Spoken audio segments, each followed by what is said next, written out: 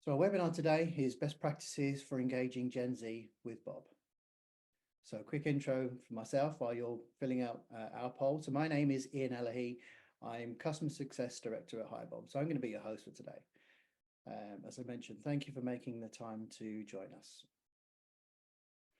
We do have about 60 minutes or so to walk and talk you through an insightful discussion. Also going to be running a few polls, as you're experiencing already. Just to make this a little bit more interactive throughout the session, just to try to gauge some reactions, some insights from the people that have taken the time to sit with us today. Going to be split into three parts. Firstly, we'll talk around the challenges faced today and in the future. Then we have a customer joining us, and finally a demo. Okay, so I will. I think we're good on the poll. So thank you very much for taking the time. We have a real cross spread and cross section across roles. So great to have you here with us today. Okay. So as mentioned, I'm going to take you through some of the challenges initially. Joining us shortly will be one of our customers to share their trials and successes with engaging Gen Z, hear about the approach they've taken and how they've leveraged Bob. So with that, I'm delighted, and I'll bring him on stage in a little bit, but to have Heath Buck, the Chief People Officer at Atomos. And then a little bit later, we'll have a demo of how different parts of Bob contribute to implementing your Gen Z engagement strategies. And we are very lucky to have our very own Gen Zer join us today. So Mr. Will Smith, he's a Senior Manager of Sales Engineering at HiBob. So I'll bring him on stage a little bit later. So just whilst we're waiting for the poll to be populated here, this is I wanted to just get a sense for just sort of how well you feel prepared for Gen Z. I'll give it another minute or so, waiting for a couple more respondents, and then I'm keen to share those results. It's going to be really insightful, actually. I'll just give that 2 more seconds. Okay. So hopefully you can see. Interesting. So a 50-50 split. So how if you're feeling prepared for Gen Z? So first of all, thank you for taking the time to share your honest answers. Very interesting to see an absolute split in the room. So okay, well, food for thought as we can continue today. If you can just see that, brilliant. All right, so let me just close that down. Okay. So, Gen Z has a growing presence in the workforce, and it's time for companies to adapt to new expectations. So, while having generational shift in workplaces isn't a new concept, and even some of the priorities of Gen Z aren't radically different. They want values to align, validation, professional growth, transparency, feel confident, leader and mentorship, and certainly not a boss. But the consequences of ignoring them are much, much bigger, as their expectations certainly hit differently. I did say this session would be interactive, and I want to gauge your reaction on this already. But and then we'll give your fingers a rest. Do you know what percentage of the workforce is currently Gen Z?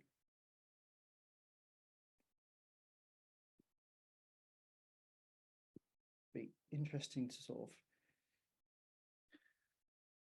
get a read as to how much you know, whether you're even thinking about it. I'm sure you are thinking about it, but how much you're actually able to dig into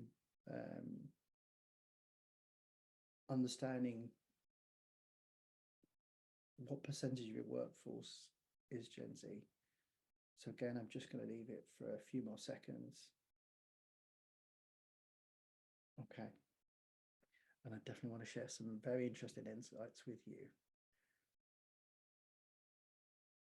Okay. All right. So, interesting split. So 17% yes to the decimal. Okay. Wow. I think everybody's in awe of you. Round of applause. That is amazing. And job well done. I think that'll be great to lead into kind of the next conversation around some of those challenges and what you do. 39% have a vague idea. Okay, so making some inroads, obviously some challenges around, trying to see what that looks like. And 44% no clue. Well, first of all, thank you for your honesty. Obviously, I know this is anonymous. And those splits really aren't that surprising. So I think this takes some heed and some comfort that those in the 44%, you are not alone. So don't panic. Okay. Thank you. Right. So just to give you a little bit in terms of those numbers, so thinking about today and tomorrow, so Gen Z is expected to make up about 30% of the workforce by 2030. So that's representing an estimated yearly growth of about 17%. So if you're on that headcount growth trajectory path, and a lot of customers that we're hearing are absolutely on that path, think about that in the next 6 years, are heading for say 800, 900, 1,000 employees. 30% is absolutely a sizable element of your workforce. Like, that's a sizable number of Gen Zers within the workforce. And a poll by Gallup suggests Gen Z is the most disengaged at work for any generation, and does not feel a close connection to their co-workers, manager, or employer. And in terms of tenure, 34% intends to leave their jobs within 2 years, and roughly a third would do so without another job lined up. So showing, significant, if not extreme, dissatisfaction levels. So HR is a starting place to look for answers to some of those big, scary questions. And so is creating that safe space to talk about these things. So this leads me nicely into our special guest today. So I want to welcome on stage Heath Buck. Welcome to the webinar, and thank you for joining us today. Hi there, thanks for the welcome. Heath, great to have you on stage, and thank you, as I say, for joining us. To kick us off, could you briefly tell us about yourself, your role, Atomos, the company, a little bit about your HR team, and of course, do you know what percentage of your workforce is Gen Z? So I've been in HR about 25 years, and I've covered most of the generalist roles and been in leadership capacity about 5 years. So I'm currently at Atomos Wealth. We're about 250 people. I have a team of 5 working for me. We're distributed across 15 sites.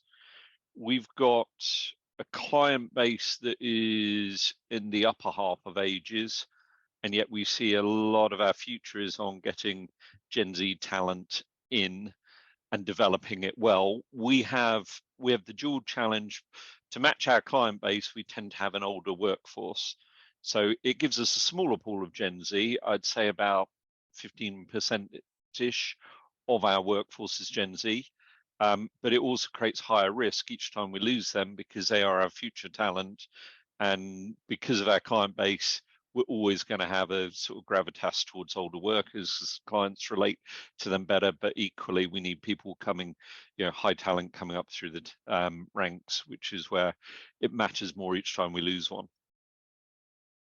Yeah, absolutely.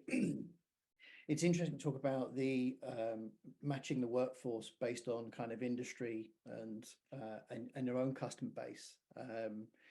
Very interesting. So does that change? How's that kind of, or how has that been in place in terms of the hiring strategy? How does that change things? So it tends to be in the client-facing roles where it matters more to match the clients. In other roles, it doesn't matter because they're sort of less seen, and it's far more, if you like, all roles on capability, but the matching the client base doesn't matter so much. One of the big challenges we have as a company is, because the baby boomers were the biggest ever generation, we're about to see the biggest ever wealth transfer. So our clients are going to rapidly go from around the 80-ish mark to being in their 40s and 50s. And somebody in their 40s and 50s doesn't necessarily want to get advised by a client a client advisor in their 50s and 60s, because people tend to want somebody who they can relate to, but maybe comes in a sort of closer age gap.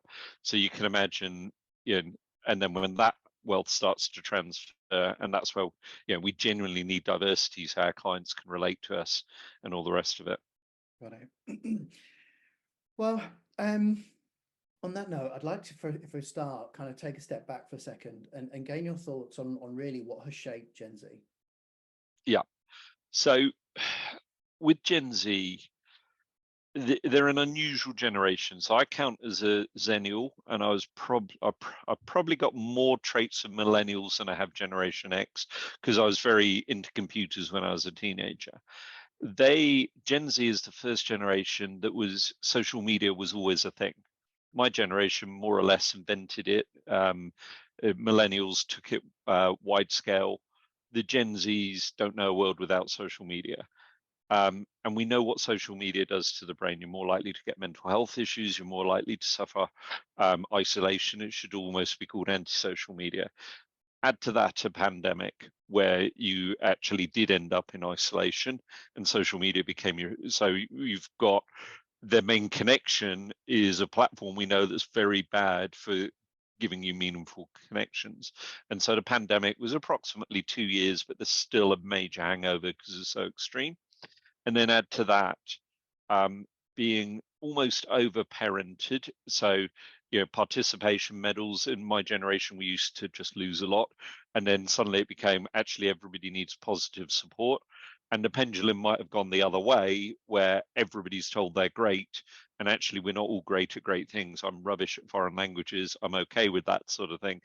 And then you add in a cost of living crisis, where essentially they get, not only are they over-parented to the age of 18, it's now quite normal in their 20s, they're staying with their parents. And we've got people at work that, they just develop different levels of maturity because they haven't had to go out and pay their bills and manage that contract of rental agreements, and all the rest of it. So you can end up with stuff that's not necessarily their fault, but it is conditioning who they are. There are some positives in there, but I'll leave it as that's what shaped them. I can go on to how they are in the workplace a bit later, if you like. Yeah, no, it's super insightful, and I think adding that context, broader context, this isn't. It's just trying to understand, those factors, and these are real life experiences, that have helped, in terms of shaped this generation through no fault of their own. So yeah, and you're right. Moving into the workplace, what has been the impact on Gen Z in the workplace then? So there's positives and negatives, and sometimes too easy to get hung up on the negatives because obviously they've had, I'd say, arguably challenging start, because if you add the pandemic, if you add the social media, should have similar warnings to cigarettes. If you look at what it does to mental health, it's equivalent to what cigarettes did to physical health. So they do tend to enter with a lower level of confidence, as you expect from people spending too much time on social media and going through sort of lockdowns. You've got lower levels of in-person social skills. So I'm running through the negatives first, so we'll get to the positives. You've got they have more of a paranoia of what's going on. We know social media spreads bad news twice as quick as good news. So things like the climate crisis for them is existential, and they're more worried about that than previous generations were when they were worried about getting nuked, which actually is the Cuban Missile Crisis. I've spoken to generations that lived through that, and they were less worried than Gen Z is now about something that may or may not happen over the next 50 years. You've also got the other sort of challenges that come with social media. In the positives, they are better educated. They're the best educated generation. They're very into learning. They're also desperate to get on. So one of the things about the cost of living crisis, a lot of them feel helpless that they'll never get a house but therefore earning income is a good thing. And if you can create a pathway to that, they will listen and engage. The downside is they're less likely to ask for help. So it's kind of, if you can get their attention, they're more likely to listen. But their social skills due to the pandemic means they're less likely to reach out. You've got things like they really want to network and grow that network, but they're also the generation that drinks the least, so they're probably going to live longest. But the UK is not very well conditioned for work-based networks that don't involve drinking. It'd be great if we were, but I can't think of an event I've been to that, I'd say 80% of events involve the pub or a bar, and that's where you build your network. So you can imagine the challenges there. Yeah, it's so interesting to hear your insights on this, and I'm kind of a lot resonates, nodding away by thinking, things are perhaps not even thought about in terms of those factors. And some of it sounds like a bit of a catch-22 scenario, right, as well. So, being able to want to get on, but the confidence piece, but highly educated, and it kind of Yeah. feels like there's this cycle, if you will. Yeah, there's definitely some of that, and it's almost revisiting some of the old school stuff. So my grandparents' generation were World War II, and they definitely had PTSD when we look back at it. And my parents were raised by people with PTSD, and hopefully my generation had it a bit easier. So every generation's had its challenges, and none of us were perfect. Um, it's things like engaging into being purpose driven. I think also that some of the old school management skills that I think, and I hold my hands up, I think my generation tried to dismantle some of the old school management, and we probably went too far. And I think Gen Z is now a bit undermanaged, and actually sometimes sitting down and the way you get more confidence is learning to deal with feedback you don't like. It's not by not getting the feedback, it's not by people always stressing it up. I think of what grew me as a person, it's how I reacted to feedback I didn't want to get. So actually sometimes we've just got to help them in that journey, perhaps a bit more so and in a different way. But I actually think generally, face-to-face, one-to-one, career guidance, engaging with them individually, um, understanding what matters to them, but also helping them understand what matters to the employers, because they're very purpose driven. Many of them don't want to work for an oil company, but they're saying, how do I buy a house? Well, oil companies happen to pay really, really well. So I'm not saying you should sell out your values. I am saying there is actually, we need oil to keep the lights on at the moment. I wish we'd go to green electricity, etc. However, sometimes you've got to make that compromise because there's lots of challenges in the world that we need to face and deal with, and they're not going to be fixed overnight. And I tend to find when I have these chats, they're very engaged and open to hearing another side. So that's the other thing. They are quite open-minded once you engage with them.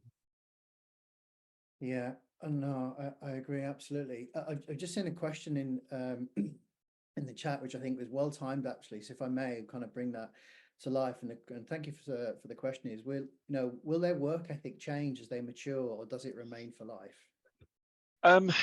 I think when you look at behaviors, so if you look at psychologists and stuff, and I'm going through some exec coaching at the moment, values do get set to an extent. So I think as they mature, it will soften. I think they will permanently be a bit more purpose driven. I think they might start to have more realism on being purpose driven. So if you take, say, energy, do we want to get more oil out the North Sea? No, but that's probably better than buying it off Russia, who will use the money to attack other countries. And so it's actually, they can have their purpose driven and say the real answer is get green electricity, but we accept there are short-term compromises. And I think as you get on in life, and I think also the housing crisis, if that continues, you're going to end up compromising because you've got to weigh up your values versus actually I need to get on and look after myself a bit, because that also matters to individuals. Yeah, absolutely. Okay. Well, hopefully that answered the question from someone in the audience. Thank you very much. And obviously, if there's any other questions, feel free to drop them in the chat. I'll keep an eye on that. So you spoke about the kind of pros and cons, if you will, the negatives and positives. Thinking about solutions for getting the most out of Gen Z, then, does it feel for different than generations in the past? And kind of want to get a sense of how you're tackling for this and some of those solutions. So the biggest thing I've found is they want career guidance, but they don't know how to do it. So what you get is they've all been told they can get to the top. Now that's just not true. The way a pyramid works, and only 1% will get in the top 1%. But it means the hunger is there. They're also known for quiet suffering. So we had a case recently, and we've managed to turn it around, where a Gen Z quit the job because they didn't ask for help that we were willing to give. And it's actually, I tried to get the ball rolling. The individual themselves didn't take it up. I didn't follow up. And then later on, they quit for not getting the help that I'd actually, I'm a busy person. I'd set it up, and they'd never said, hey, is it still available? When they quit, I was like, did you not do that? Okay, let's get you the guidance. And now it looks like in their notice period, we're moving them to another job. So luckily they had a 3-month notice period. We had time to get them the training, and actually there is another area that wants them. And so what I've learned from that is you almost have to get career guidance and structure in front of them fast. So whereas my generation was like, this is too structured, we feel constrained, it should be transferable skills, they're walking into the workplace having had too much dismantled, and they're going, there's no structure, how do I fight for myself? And the majority of people need guidance. There are some special people that don't, and actually you need to put it there before they ask for help. And that's where, so we used the Bob survey to find out what's going on with our people. So like 25% of the people, of the Gen Zs in our workforce, don't feel socially connected at work, but they never go to the drinks events. So we're now trying to organize events, and weirdly enough, they've struggled to come up with anything better. And we said, well, just come along and don't drink. It's like, we still need to meet and get to know each other as people, which will be great for them. And do you feel that your approach to some of these solutions, again, talking about over time, have changed? Not say over kind of, weeks or months, but over enough period of time to witness that your approach to some of these solutions of having to change and adapt and evolved over time. Yes, it does. So I'd say there's a combination of the same old problems of people at the beginning of their career, because we were all entering our career once, and we all needed a lot of feedback and guidance. So some of that, if you like, that static in early careers, people share a commonality. Other bits is adapting to things like the quiet suffering. So the recent one, I don't know if people have seen the new Gen Z sort of TikTok trend, is videoing awkward conversations and putting it on social media. That's now gathered a lot more steam, and I'm having to look in the workforce at how do I, without encouraging it, saying, look, this won't just end your job, your entire career will be over. Because if you video someone making you redundant, no other employer is ever going to go near you ever again. And actually it's about having those grown-up chats at what was funny on TikTok may not be a good thing to imitate. And actually maybe there's, in that particular case, there can be legal consequences if you defame a business and they lose money as a result. That can actually get you into serious trouble. So yeah, we're looking at actually just getting more guidance to them. One thing we ran, and I recommend any firm to do this, because it got some of our best feedback of our lunch and learns. I just got 2 managers. I said, you don't need to prepare, just host about 30 people and tell them what you know about your career path. And it got amazing feedback, because they won't reach out and say, how do I become like you? So you have to go and say, do you want to come and talk to us about how I got to where I got to? And so, if with my HR department, I'll sometimes say, this is how I became a chief people officer. And they'll sit and learn, which is great, because it makes me feel good, and they feel good as well because they're learning. Yeah, I love that idea, actually. That's such a win-win. And as going back to your earlier point is, they want to grow, they want to feel that pathway of progression, but don't maybe have the confidence. So actually reverse engineer it, is give them the opportunity to attend and learn in an informal environment, an informal way.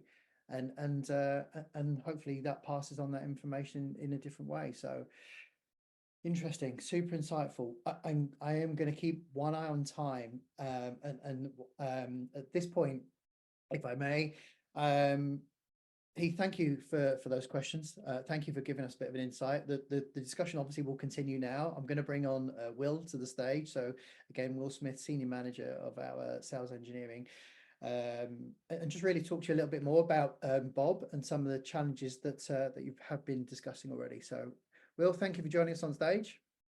Thank you, Ian. Good morning, everybody. As Ian said, my name is Will Smith. I'm one of the leaders here for our solution consultant arm at HiBob, but I'm keen to take you through and in conversation with Heath today a bit more about how we see Bob really engaging and giving Gen Z what they need when it comes to not only a HR platform, but that collaboration and that information, that insight, that information from the HR lens, and to really broaden that view. So I'm going to share my screen. We're going to get into the Bob platform, and then Heath and I are going to have a discussion. I'm also keen for Heath to share his insights whilst using Bob and how he's seen the impact specifically to the Gen Z within his workplace as well. Okay. So first of all, it's important when we think about Gen Z that they are expecting, a clear professional growth plan, and maybe traditionally, whether that's boomers or millennials or Gen X's, maybe it's more we're willing to go, or they're willing to go with the flow a bit and kind of what we like to say, maybe earn our stripes, and then the opportunities will appear and be presented to them. Whereas Gen Z very much want to have a defined plan outlined in front of them. And therefore, it's important when we think about sharing and being open and transparent, is how can I, as an individual, as a manager, as a leader, share, collaborate, and also acknowledge the need for my goals as a person. And therefore, within Bob's goals capability, which we follow the OKR structure, so that's objectives, and then we define key results under those objectives, is actually building a transparent and collaborative environment for me as an individual, me as a Gen Zer, to set what my goals are, and whether that is a goal that I am happy to share, or maybe I want to keep that personal to me as an individual, not have it shared out where other people in my team or with my organization can see. But I can have a conversation, I can collaborate with my leader, with my manager, on what are those key results that could mean I'm going to be promoted to a senior role, to a manager role, to a thought leader role. And that can all be then tracked within my goal, within Bob. That's going to give clear information and clear, I would say, an audit trail of when we are checking in against these goals, how we're doing when it comes to progress. But actually, I can even take it one step further and start to have an open discussion with someone to give active feedback on how they're doing against these goals as well. It's not just about having a plan that is printed off, put on the wall once a year, and then we forget about it until we do our next performance review, but actually a constant conversation that is going to drive these discussion points with goals. Heath, I'd love to hear from you specifically how goals and OKRs and that kind of continuous conversation about development and how Bob can help your organization and how it's doing that today. Yeah, so it's really helped us. So we're in the process of setting the goals and OKRs for this year. So we deployed Bob last September, and it's actually been a game changer just to hit scale using a platform like Bob. Believe me, I scoured the market. And so we're looking at what they need to know is what the context is, because they're not so good at that, because a lot of the Gen Z, well, 2 years worth, started their career in the pandemic, and so they were largely isolated. And so with your OKR flow, the important one for us is actually the company goals and then departmental goals, because once they start getting the context, okay, I'm doing that, and they can link their personal goals to what are you going to help in this department, and that's what we want them to do, so that they're actually doing stuff that matters to us, not just stuff they think is good. And I think this is also going to be a challenge. We're trying to work 3 days in the office, But where you have less than that, you will get a bigger challenge, because the more remote you are, the less connected you feel to your organization, the more your job becomes a transaction and not part of a collaborative effort. Can I also talk about one-to-ones? Would you like to know? Yeah. So the one-to-ones are interesting on Bob. So I get a good helicopter view on the OKRs, but you can set up one-to-one templates. Now, we're a 5-person HR team plus myself, so that's 6 total, 250 people, 15 sites. So what we do is we automate the one-to-one templates. And what it is a discussion format. I don't really get insights to it, but I could set, so you pulled out the goal setting. We built a custom one that's onboarding discussion, and the manager will get an automated email after a month saying, right, have you had a chat? Now that they've started, have you had a chat on how they're going to get up to speed? And it will guide them through that discussion. We find everybody's different. Some people write in comments before the discussion, others won't. It sets up the calendar invite and everything if you set it up right. And the good thing for me is I'm getting managers to actually chat with their staff without me doing a thing, because once I've set up the automation, it's kind of happening without me doing the work. And managers are sensible people, but they just get busy and forget. So if I force them to have the chat, they generally will do. And even without that guidance, they'd be fairly good. With the guidance, and I was surprised, the feedback was, actually, a lot of good questions. Yeah, we worked straight through it. I deviate from my own sort of guidance all the time, but the inexperienced managers really help them. So we've now got a base level of those conversation skills happening. Experienced managers will deviate, inexperienced ones will stick closely to it. And I know they're actually talking to each other, because really it's using a platform to make sure real world chats happen. And that's what I want. Yeah, 100%. I can share a personal story about this. So I actually had a new hire start 2 days ago. They're based in Munich. They're a remote employee. And when I logged in at 8 a.m. on Tuesday, I had my first meet and greet already preloaded, ready, waiting for me. So the HR department here are obviously using Bob, and they are enforcing those conversations for managers and giving agenda topics and talking points to say, hey, these are what you need to be discussing on the first day and the expectations that you want to be setting with your first day with your new hire. And also, I know in 30 days time, I'm going to have a 30-day check-in, again, automated into my calendar with the things that I need to discuss with that new hire, new individual. So I can share from personal experiences, from the manager lens as well, of actually how valuable that is to have it preloaded, and I stick to it. I honestly do. I stick to it because it's there and it's in front of me. Yeah. Okay. Brilliant. What I want to do maybe as well, Heath, is just step into how we kind of wrap all this together when we think about goal setting and one-on-ones, but when it comes to that more kind of cyclical performance review process as well. And what I mean by that is, if I think about, we were talking about Aaron in this example, but we can look at any of the different managers as well, is how can I actually then start to think about capturing information and capturing data points about individuals. I'll click on a different manager in this example. And how can I then start to see the goal of an individual whilst reviewing their performance? So I can start to capture the review rating of somebody's goal that they have within here and start to validate. Goal is a continuous conversation. Performance is a maybe every 6 months or every year conversation, but I can bring those two together. So then whilst I'm doing my review of the performance, I can also check in, actually, how have those goals been progressed throughout the year or throughout that 6-month period as well, to ensure that really we're checking and connecting that through to the performance review process as well. Yeah, we've done very similar at my end. What I used, so I hate traditional appraisals, and I think most people can agree they're not great. And so I used Bob I ran it as an assessment. And weirdly enough, I got feedback from people saying, I used to get really stressed. So the old appraisal system, I fill out my form, manager then fills out theirs. And they said, I got really stressed filling out my form. I just want to know what the manager thinks of me.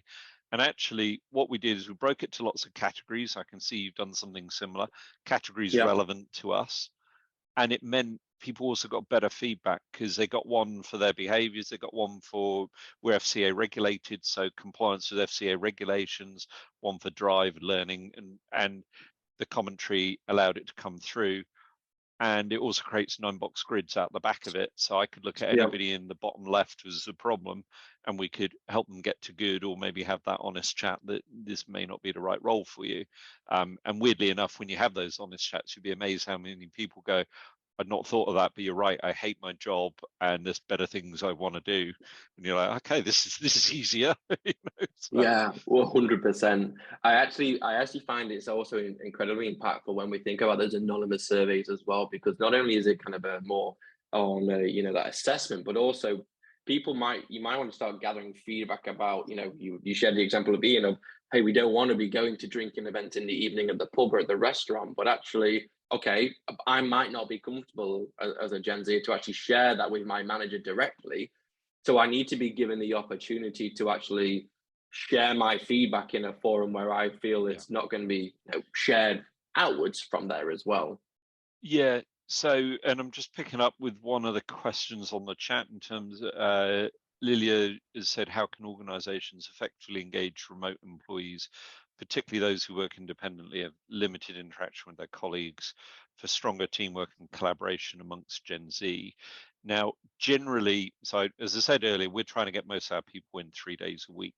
However, even with that context, and it will be more magnified for remote workers, what we've got is, because not everybody's in on the same day. In the old days, I used to walk around the office and just listen, and you'd figure out what's going on. You could see them, you could read the mood of the room. Sure. Now I've got almost half my workforce on any given day aren't within eyesight.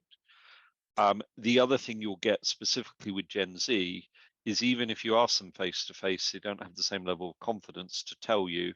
Whereas if you go to my parents' generation, they'll tell you stuff that you haven't even asked for. These people, even when you ask, won't. But because of their habits on social media, they love to fill in an online form. So that's where we've found dipping quick surveys is actually really helping us. We get really high engagement on, so we use the survey tool on Bob, because you can cut the data via areas, which helps. So I did one survey that's to Bristol office, another survey that's to anyone under the age of 28, which is your current Gen Zs. So you can cut it by HR data. And the Gen Z one, I think we got 90% respondents. If I got them all in a room, I reckon one or two would talk, especially in a virtual room. But this helps for your remote workers, because if you can't see them, you're not going to know most of what's going on. But they will tell you if you can get them to tell you. And then once you know the problem, you can start to put in solutions. And there will be, there's some solutions that work for everybody, others that will be tailored for your sort of client base. Yeah, I'm hoping 100%. that helps a little bit on that question raised. Yeah, I think for me as well is also then the transparency in sharing that back with the team as well. So it's not about just gathering that information from the Gen Zers, but actually then, or for anybody for that matter, but actually empowering those leaders, whether they're Gen Z leaders or whether they're Gen X or millennials or boomers, but actually giving them the ability to actively share that information of, hey, this is what we've heard, this is what we're seeing, and here's our action plan off the back of that. And traditionally, maybe an action plan is a one-time thing. We do a few things and then we forget about it until the next survey comes out in 6 months' time. But now what we're seeing specifically in the market is these actions we acknowledge, but we are constantly checking in, measuring, seeing how we're doing against that plan, because the overall survey is a one-time point in time question, but we should be constantly validating and verifying how we're going to improve as well. Yeah, so, and it is a new release on your platform, the NPS survey, which is actually super helpful, because so my Bristol office survey was about the actual office. And what we've decided is every survey at the bottom, we add your NPS question, which gives us a good pulse on how people feel, because we've got we don't want to over survey people. So we've got a once a year staff engagement, right? What's working, what's not. The NPS just lets us know the mood music as we go through. And it gets offered to different populations if we've got other more specific surveys. And that's actually really helping, because it's just like another question. They almost don't realize the rich data they've given me, and it's actually telling me a lot of insights. And so hopefully I can fix them before we get to the annual engagement survey that the board also review. So, you know. Yeah, 100%. I think I'll touch on that just a second as well, and just share what you validate what you shared as well, Heath, of the ability to kind of slice that data up another level as well. So right now I'm looking at our ENPS score by department, but we could do that by age demographic, we could do that by location, we could do that by any of the different, I would say, parameters or fields or data points that we're capturing against the employee. And with that, I actually want to just transition into something that we call our club view as well. And the reason why I want to transition to club view, and Keith, I'd love to hear your thoughts on that as well, is I find this capability specifically really does directly link through to what I would say is Gen Z. And by that is, you know, understanding potentially what hobbies I may have, and therefore making meaningful connections, or understanding what other demographic we have across the organization. It's going to help me as an individual engage potential colleagues, but also from a HR perspective, it helps me understand what is the percentage split across the organization when we think about that age demographic or any other elements as well. And I can share a personal story here. So when I joined Bob, I tried to be a golfer. I'm not very good at it, but I tried to be a golfer. And when I joined, I actually spotted somebody in the office had flagged on Bob, one of their hobbies was golf.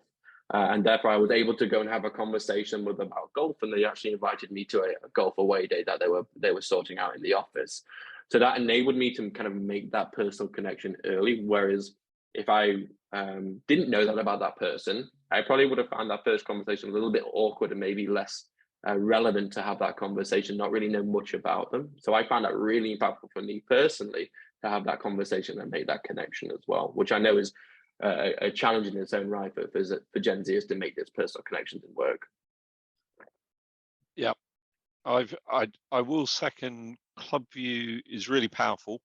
I'm going to say with our firm, because we deployed Bob in September, it's been a game changer, but we came from an HR system that almost didn't work, in terms of it was so old school. People struggled to book holidays. I would often do it via my admin privileges. What we found with ClubView, people aren't automatically looking at it, but when they do, they go, this is really powerful stuff. So even just facilities, I said, you do know you can look at how many people on each site. We've democratized that data. And they go, oh, great. This is great for planning. We didn't know this is there. So, and again, we've got sort of lots more that we can do with it. And it's really looking at how we can prompt real world interactions. Because as you say, the story about golf is great.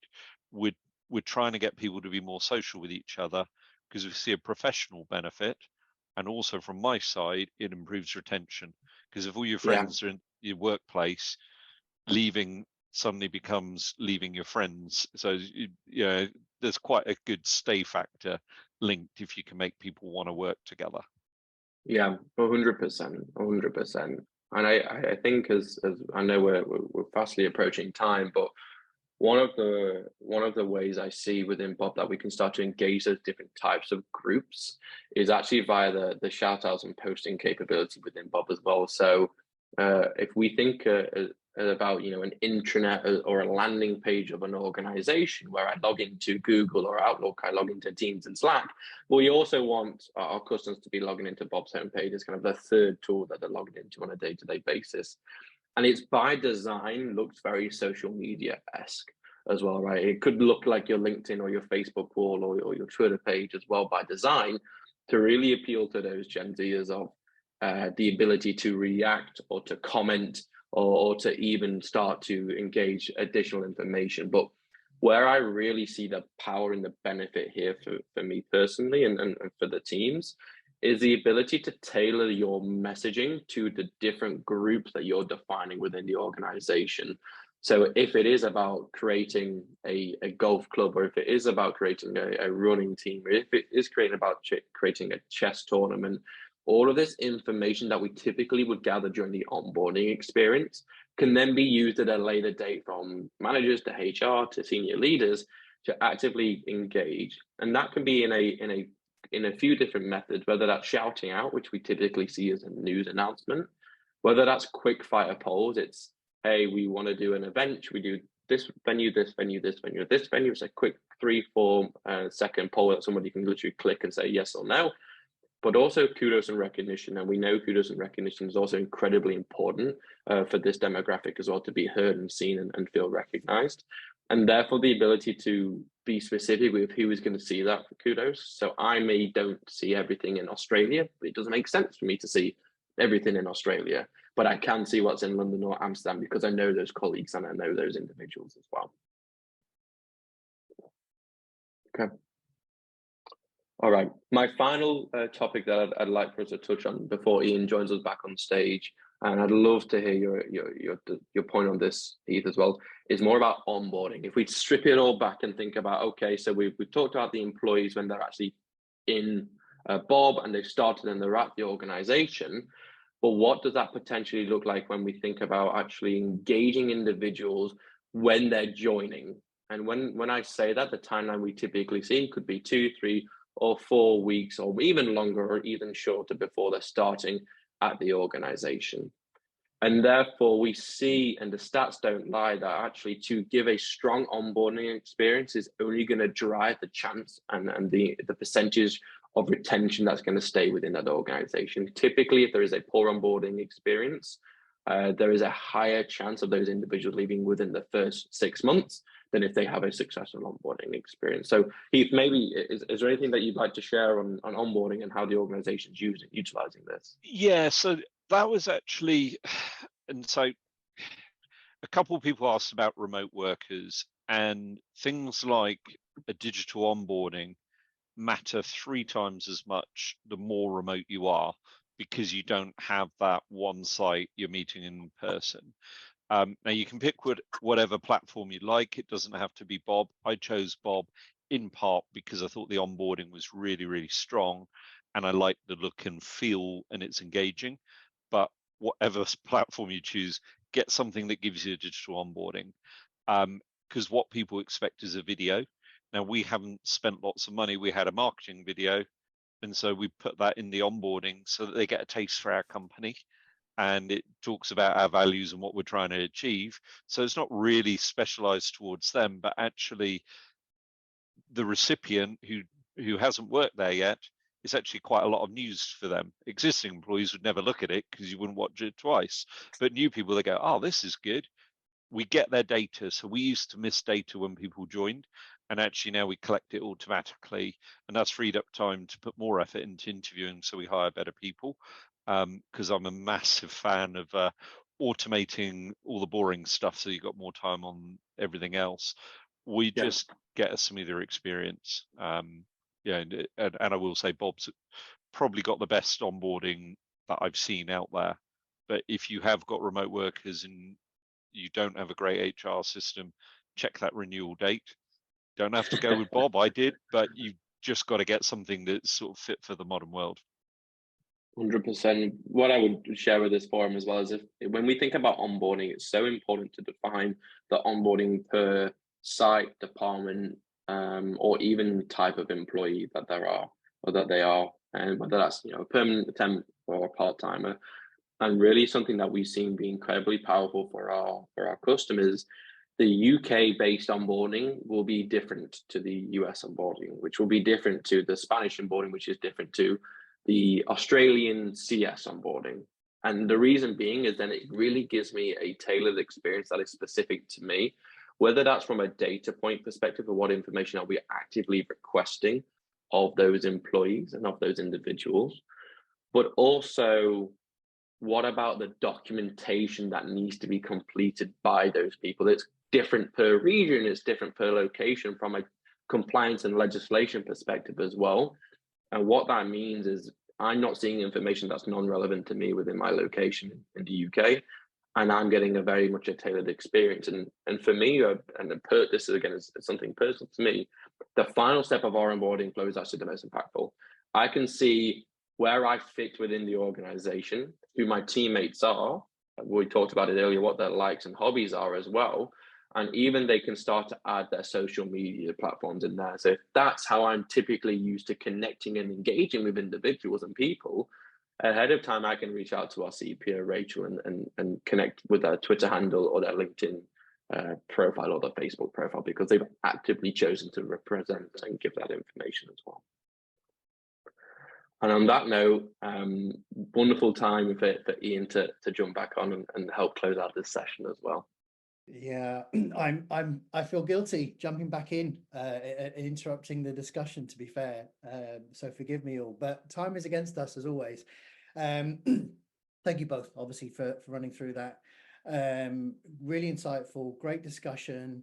You know, thinking about listening to Heath, you know, the things that you mentioned at the start of the webinar, you know, talking about those internal factors and external factors. So, you know, talking about the pandemic, the cost of living, those generational differences. I love the phrase you said, you know, actually anti-social media. I'm sure that brought a wry smile to a few folks around the room. But those internal pieces of confidence and education whilst hungry for growth as well. And then really the combination of the discussion you both had in the last section really was, you know, there's no silver bullet here, right? It's about what you can do from a company and a personal level versus what tools and processes you can also deploy across that. So, you know, you spoke about your lunch and learns, those engagement surveys, tuning into the music, another phrase I loved you use, Heath, as well during the course of someone's journey. I want to thank you all for your, you know, for your honest discussion as well in terms of today, and helping hopefully people think about and navigate through some of the challenges they're facing as well, that they can resonate with, and some of the challenges, solutions that might help. So certainly food for thought. Quick poll on screen: if you do want to learn some more about how we can help with your Gen Z strategy, please let us know. Conscious of time, I want to thank everybody for their time in joining us today. My thanks again to Will Smith for leading our demonstration this morning, and to you, Heath, as well, for taking the time. If it's okay, may I share? I know you're off on holiday very shortly, so this is something taken out of your very busy day. So real big thank you for dedicating that time for us today as well. And on that note, I wish everybody a good day as well. So thank you. Thanks, everybody. Thank you.